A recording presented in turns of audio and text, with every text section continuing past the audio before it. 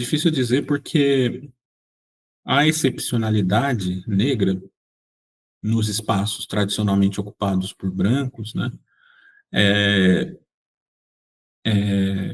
ela tem o seu papel simbólico, mas como é simbólico, a chave ela é sempre dupla, a via é sempre de mão dupla, tá.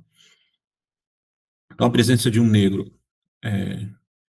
presença excepcional de um negro no comando de uma equipe de futebol tradicional no Brasil, ela tem, uma chave de estímulo, ela tem uma chave simbólica de estímulo a e de celebração à luta do povo negro pela integração na sociedade de classes, né, mas também tem uma chave de estabilização, como eu já disse no início, né.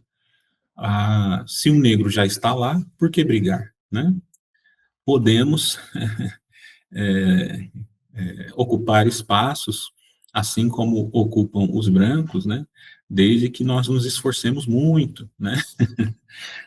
E tá lá o Roger Machado, tá lá a Rebeca Andrade, está lá a Simone Biles para mostrar que, dá para fazer isso desde que você tenha talento e dedicação, né.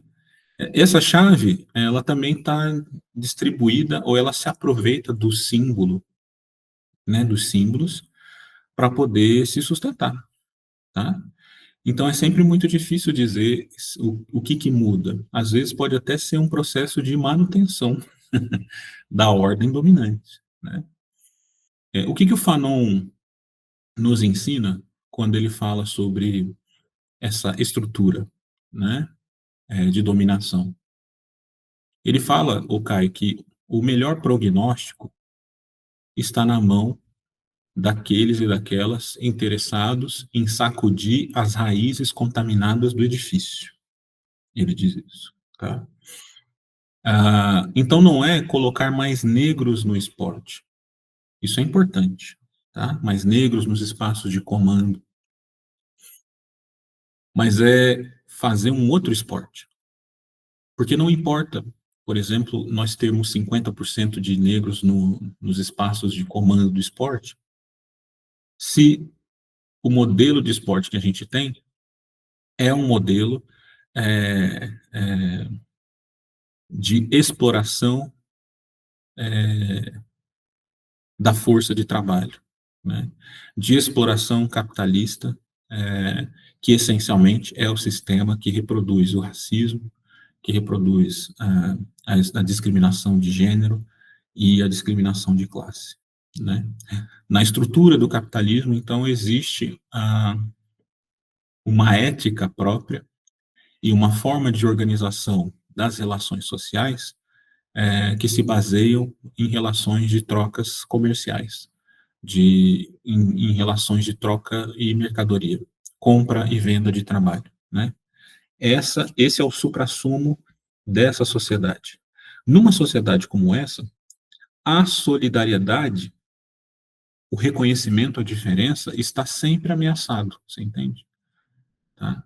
O reconhecimento ao outro, a diferença, a a as políticas que tentam se basear numa igualdade radical, né, por quê? Nessa sociedade, tal como estruturada, e sobre a qual o esporte se desenvolve, né, só é possível, relações que se estabeleçam no limite a partir do valor da tolerância, né, porque os sujeitos precisam estar em constante concorrência entre si, vendendo força de trabalho, né, sendo eles mesmos mercadoria. E quando você e eu e um atleta se torna uma mercadoria, né, a gente acaba abrindo mão da complexidade e da totalidade daquilo que a gente quer chamar de ser humano, né.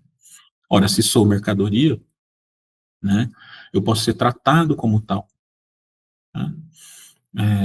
Então o que a gente precisa fazer, enquanto, aparelhos de mídia, comprometidos com a luta contra o racismo, entender que vai chegar um momento em que essa luta também precisa se comprometer a produzir processos que nos conduzam a uma revolução social, né?